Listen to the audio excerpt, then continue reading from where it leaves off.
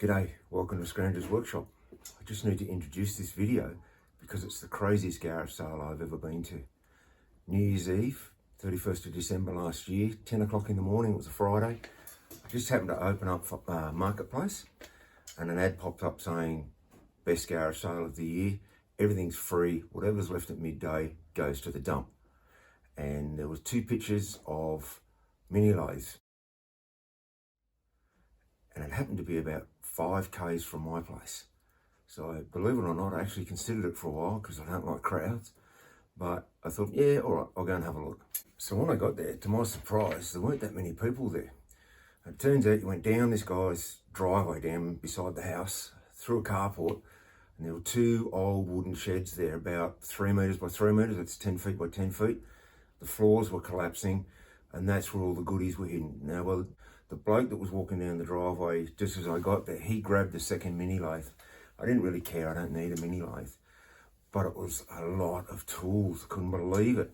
There were about a dozen planes all lined up, saws, chisels, and that was interesting, but in the second shed that I went into, there was a long chest of drawers, 6 drawers, and the 6 drawers are out, scattered all over the floor. And I started going through them and I'd hit the jackpot. I couldn't believe what I was finding. Nobody else was interested in it. They were all after the woodworking gear. People would occasionally come, they'd have a bit of a scrounge around, saw I was right into it, so they'd leave me alone. And I just left to grab whatever I wanted. It was great. So have a look, tell me what you think. I like these are Lindstrom, made in Sweden. A matching pair of EA Berg, again, made in Sweden. These are handy. Gilbro, they're UK, 7-inch tin snips. These, I don't know what they're for. All they're marked with is E9Y. If you can enlighten me, I'd appreciate that. This is a 6-inch one-hander, made in Germany. I think I'll leave it at that. But in really good condition. Useful. These are a pair of safety shear by Scope, made in the USA. Safety snips, eh? Interesting. These again, I have no idea what they're for.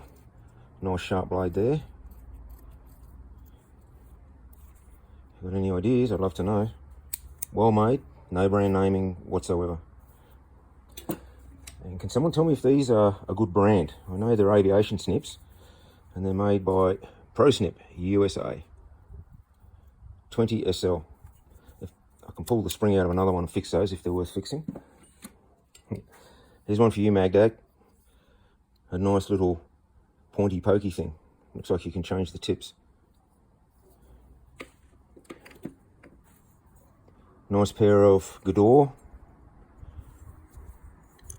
circlip pliers. These ones in particular grab my attention. They are super smooth. They're a number 4, made in Switzerland. I think it's Grobe. And I've got a big set of rifling files by the same company. And that is one of the smoothest files I've ever had. So that'll be really nice for finishing work. And these ones are the same. Made in Sweden, number 4, and a flat one. Very little use. Millen cut, made in England, in Sheffield by, I think, RB Tools. Never seen a file like this before. Some of the teeth have little pieces out of them, some don't. I don't know if it's for wood or metal. It looks like it's for wood. Another thing I got that I'm not sure about. This is still wrapped in its covering, and it looks to be tungsten tip, made by IDT Proprietary Limited 9644. And to go with that, there's this great big one. Dressing sticks for a grinder. I pulled this cork out, and inside I thought it was the instructions. but it's not. A lot of this stuff has W. Jones written on it, and that's Wally Jones, 2 Modern Avenue, Canterbury, New South Wales, Australia. That's up in Sydney, 1951. Man, that's old. And that cork was pushed right down in there. Moving on again. This is equipment for polishing gems, I guess, but to me they're just a bunch of copper discs. I have no idea what I'll do with them. I thought, beauty, this one's nice and thick, probably 4mm thick. It's got this line of some other material through the middle. Don't know if they're good for anything. You Myford guys, you Myford lathe guys, I picked up this. It's got a 2 to 3 adapter on it, and it's a gyromat chuck, so be careful, that will come off and locks in. You can change the tips. Little balls go, ball bearings go in there, the instructions and everything. And that normally sits in there without the adapter on it. So that'll probably have to go. I've got no use for that. Look at these sets of letter stamps. Set of letters and numbers. You ever seen them that small? These are actually bought in my town a very long time ago. Made in France. They're clips, so they're probably English. 1.5mm. Then you've got another set of letters and numbers here. These look to be 3mm, I'd say, 1/8 or 3mm. And these are made by the same company as well. I've got lids for these, and they're probably on the lids, but another set. Nice little Norton grinding stone. Man, that's made by a company called Australian Abrasives, so that's donkey's years old. Smiths. Anyone recognise that? I think that's a real fine white grinding stone, I hope so. It's the second table. In here I have a couple of high-speed Summit cutters. I might be able to use those on my mill, not sure. A heap of really small files, useful. These are those Kratex polishing wheels. Still got the instructions. Looks like a full set with the arbors. They're pretty good, I believe. I'll be trying those out. I need help with these. These are made by Wilson. That's all I've got. This is some kind of edge grinder, but it looks a bit gummed up. It's aluminium. There's the serial number for it. This one's the same company, but this is steel. And it's got, looks like a diamond grinder that way. Hopefully I can get some information on those. Here's half a set of Moore and Wright internal micrometer. That's the handle. That's a couple of anvils. There's already an anvil in there. I'll probably sell that. It's all imperial. It's no good to me, really. A box of adapters. That's a 1 to 2. British made. And a 2 to 3. A couple more here. Number 3 adapters made by Rome. So that's 2 to 3s. I bought one of those the other week from China. What I did think was interesting was this set. I don't know what you do with it, but that's never been used. That's never been used. That is razor sharp. So you've got that one. Square one. A round one. Anyone know what they're for? I'd like to know. I've got a box of these, if anyone knows what you do with them. Cutting brooches. But they're so tiny. They're 5-sided or 5-edged. 5 edges on them. I don't know how you cut anything with that.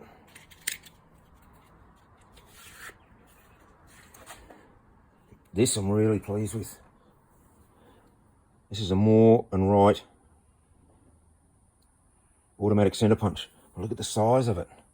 Fits in my mitt so well. I can take that off, give that tip a regrind. It's a beauty and it's adjustable. I'm really pleased with that. I'm really pleased with this. I wanted one of these for a long time. This is a ratcheting tapping handle made by Stanley Yankee. It works good. It's clean. Been wanting one of these for quite a while. So I'm glad to have that, and it's a good size one. It's a big one. A lot of these you get, they're quite small. I don't know what the reason is, but this spatula is made of pure nickel. This was interesting for me. It's just a boring bar, 90 degree, 45 degree.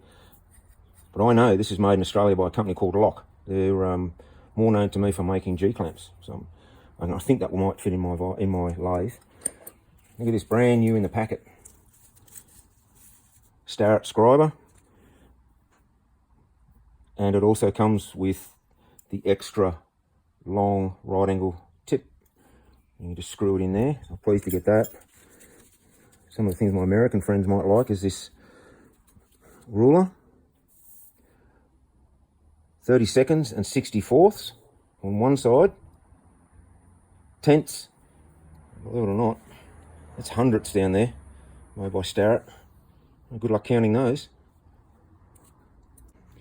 This is a dial indicator, 1000ths, made in the United States of America, but there's no brand name on it. It looks to be well made, but pretty useless to me. Let's move on. Next up, that's an apprentice-made piece. A lot of tool makers during their apprenticeship or to the end of their apprenticeship are required to make these sort of tools. But these aren't the same. Anything. Actually, that looks upside down. They are the same. It's just the holders have been put in the other way around. So they're a matched pair of V-blocks. I probably won't be keeping those. This looks like an Eclipse. It's the same blue, but there's no markings on it, but I'll definitely be keeping that one and using it. And here's a pair of Eclipse E820s. A bit butchered, but the surfaces around them are good, so I'll be keeping those. Isn't it funny how they both got pitting in the same spot? This I was rapt to get. I just picked it up and it was just this tiny little oil can. See how the needle comes out at the end when you squeeze the bottom? Hang on, where are we? See how that needle comes out like that? How cute is that? This is made by Riga product. Now Riga have a big following in oil cans in Australia. Very, very popular. And not only does it have that written there, I don't know if you'll be able to see this, but just here around the neck, it's got a little symbol and it says Riga product. Can you see that? And there's not a dent or a mark on it. So that's definitely going to the pool room. I love that. And this little itty bitty one was actually made by Moore and Wright. I haven't got any of these, so I was pleased to get one of these. They're both the same. They read the same. These are wire gauge readers. You stick that in there. That's made by Moore and Wright in England. And that'll tell you what gauge of wire thickness you're working with. And this is a little pocket edition. Same company, Moore and Wright from Sheffield in England. And same with these little calipers, aren't they cute? These are made by Starrett in Athol, Massachusetts. It's got Mr. Jones's name on the back. These are made by Starrett as well. It had me confused for a while what all this extra stuff here was, but I've realised now this is a corrector or a fine adjustment. When you're measuring something big, instead of having to muck around, you can do a fine adjustment with that little knob. Very well made, spring loaded, beautiful piece of equipment. Had a little bit of pitting on there, but it's all come off. And they used to belong to J. Burness. Thanks, J. Burness. This is an apprentice piece.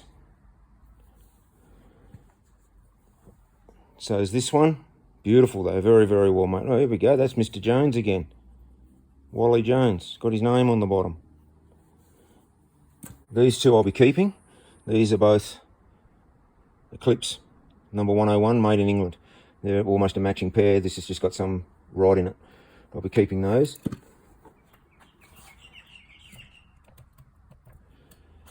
These are mainly used on milling machines. And they're to support a long load. They're miniature machining jacks. These again are made by apprentices. Look at these cute little ones. Actually made myself a pair of these. They're dinky little things, aren't they? Very well made. This one's been around the traps and knocked around. Maybe didn't get finished. Now, again, this is where I need your help, guys. This is made by Starrett. What the hell is it? It's got, on the tip, focus. It's got a dent in the tip there on both sides. It's almost like a needle. And you've got this gimbal. I really don't know what it's for, but it's cool.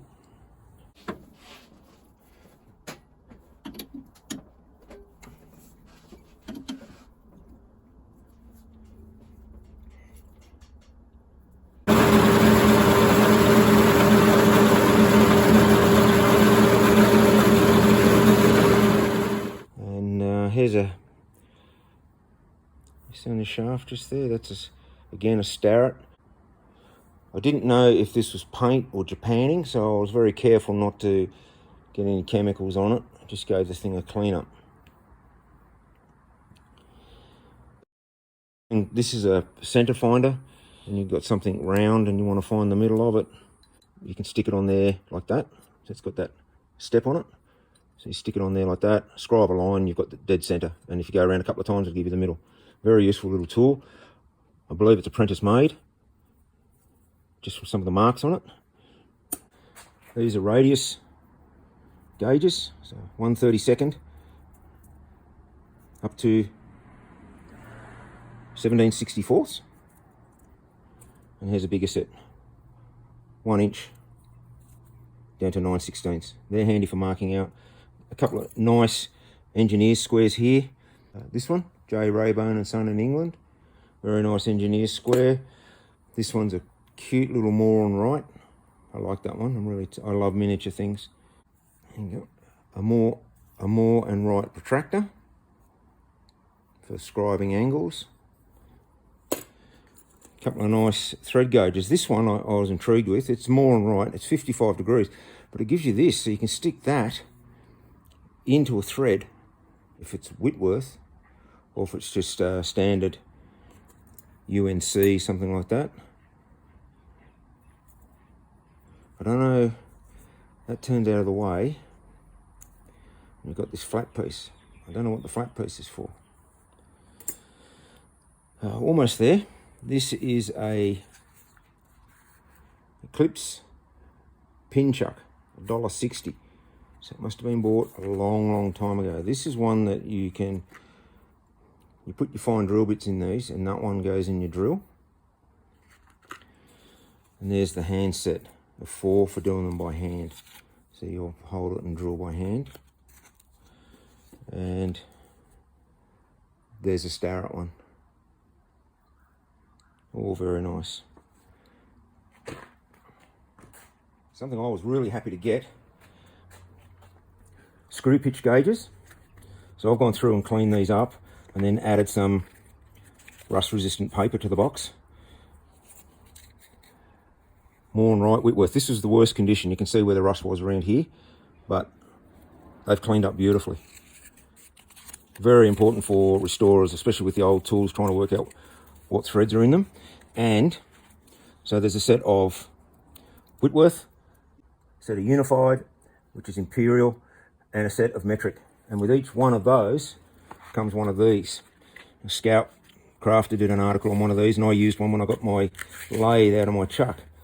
These are thread files, and as you can see, I don't think they've ever been used. I think they were bought, put away, and never used. They're about $75 each here in Australia. So I was very pleased to get those. They're the sort of thing these are really important when you're restoring tools. That's a set of 3. So now I've cleaned up these Pro Snip tin snips. They are actually my new favourite pair of tin snips to use. And the reason for that is the angle. You'll notice with Midwest, Weiss, they all have this sharp upward angle, which is great. But these don't. These are more level with the handle. So when I go to use these, for me to get that level, it works. But see, I've got to tip my arm right up. I don't have any flexibility in my wrist. My wrist will do that and that. I can't do that anymore, and I can't do that since a car accident, and they've had to put a plate in the back of my wrist. I find these are just perfect for me. I find them very easy to use, whereas with the Weiss to do the same, I've got to tilt my arm. It's just more awkward for me. But these just work beautifully, and I've given them a sharpen, which is basically all you're doing is lapping that and lapping that, and you get that nice edge in there. And these are my favourite. Plus, look how high up you are from the work when you're cutting. So you're cutting along there, and look how high my hands are from the work. So less likely to get cut. Whereas with these, you are, see here, you're closer to the work, or I've got to raise my hand up. It's just a personal preference for me. They're my new favourite. So that was a great score. Very happy with that. Show you something else. The other tool I use is a Faro. I think this is a proper engraving tool. And I use that with burrs and die grinders in it. And to control that one, you're actually down here on the floor.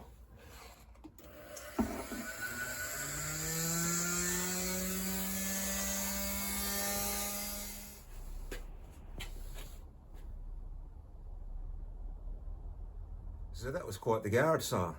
Now I've showed you about half to 2/3 of what I picked up. The other stuff was a bit more mundane, but very useful to me. I asked the bloke why he was just giving everything away, why didn't he sell it? And he said he inherited the house from his uncle. So he wanted to push these 2 old sheds over, and he was getting ready to rent it out. So he just needed everything gone. He took what he wanted.